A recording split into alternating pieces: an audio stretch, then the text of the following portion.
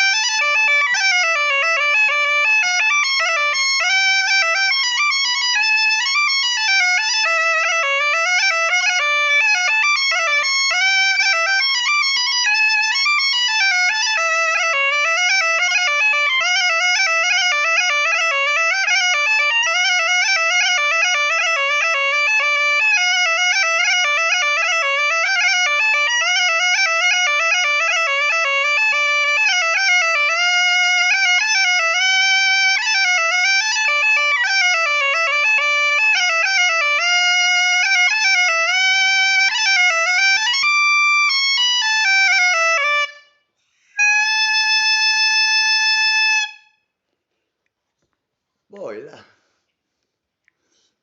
Fai no amigo Eduardo Represas. Moi guapo, moi guapo. Seguiremos probando. Punteiro de re, de Eduardo Represas.